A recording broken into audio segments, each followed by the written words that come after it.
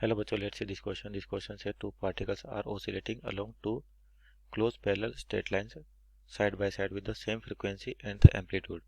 They pass each other moving in opposite directions.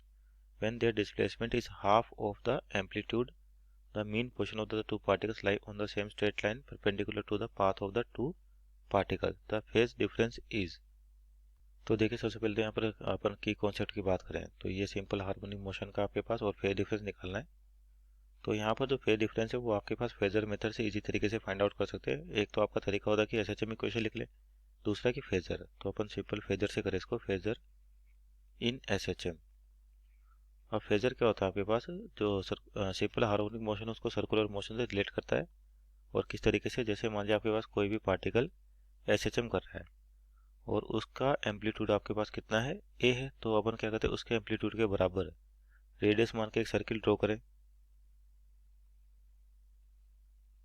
इस प्रकार से।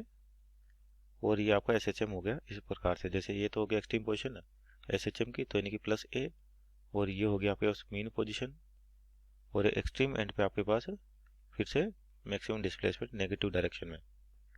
और बोलते हैं कि टी बराबर 0 पे आपका पार्टिकल यहाँ से स्टार्ट होता है और कैसा घूम रहा है, क्लॉकवाइज। तो क्लॉकवाइज घूमेगा तो इस वाले कोऑर्डिनेट में इसकी वेलोसिटी आपको दिख रही होगी इधर होगी, इस वाले कोऑर्डिनेट में आपके पास वेलोसिटी इधर होगी, इस वाले कोऑर्डिनेट में वेलोसिटी इधर होगी, और इस वाले कोऑर्डिनेट में वेलोसिटी इधर होगी, अगर आपके पास एक क्लॉकवाइज रोटेट कर रहा है तो।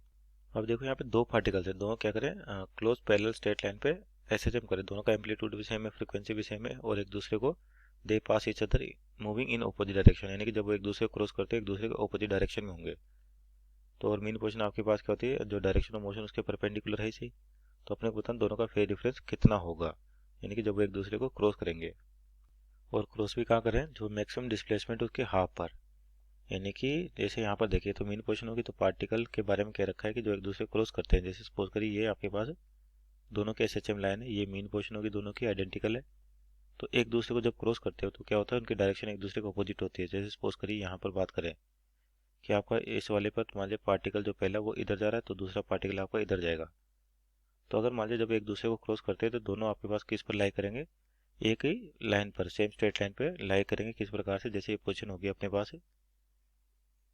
a/2, तो यानी कि एक पार्टिकल यहाँ पर होगा, एक पार्टिकल के जस्ट अपोजिट डायरेक्शन में यहाँ पर। तो जो पार्टिकल 1 ये है, अगर अपन इसको मान रखा है और पार्टिकल 2 इसको मान रखा है, तो आपका पार्टिकल 1 इधर होगा, क्योंकि इसमें डायरेक्शन के अकॉर्डिंग अपने पास पार्टिकल इधर जाता हुआ दिख रहा है, और पार्टिकल 2 आपका इधर होगा। तो इन दोनों के अपने को बीच में क्या चाहिए, फेज डिफरेंस चाहिए। तो कैसे कर सकते हैं, देखिए क्या करें, इनको अपन सेंटर से ज्वाइन करें इस प्रकार से। अपने पास इन दोनों पार्टिकल्स को ज्वाइन करें, तो सपोज करिए एंगल है θ1 और ये एंगल बोलते हैं अपन θ2। तो यानी कि आपके दोनों के बीच का फेज कितना होगा, θ1 प्लस θ2। तो पहले इस वाले की बात करते हैं पार्टिकल 1 के लिए, तो इसमें अपन कोस थीटा निकालें। कोस θ1 तो बेस अपॉन हाइपोटेन्यूज, तो कोस का तो बेस अपॉन, ये बेस हो गया कितना, a/2 का, और हाइपोटेन्यूज आपके रेडियस एम्पलीट्यूड के बराबर है इसे, तो ये 1/2 हो गया आपके पास। और 1/2 का मतलब होता है कोस 60 डिग्री, यानी कि π/3। तो θ1 कितना आ गया, π/3। और सिमिलरली तो आपके पास जो दूसरा पार्टिकल है वो भी अपने पास आइडेंटिकल है, तो यानी कि और पोजीशन सारे सेम है, तो θ2 की वैल्यू भी कितनी है कि π/3 आ जाएगी आपके पास। तो इन दोनों के बीच में आपसे फेज डिफरेंस पूछा है, तो अपन लिख सकते हैं therefore phase difference, phase difference दोनों क्या करें, माइनस कर दे अपन, और या फिर डायरेक्ट यहाँ देखो दोनों को एड अप कर दे, तो θ1 प्लस θ2 दैट इज π/3 प्लस π/3 यानी कि 2π/3।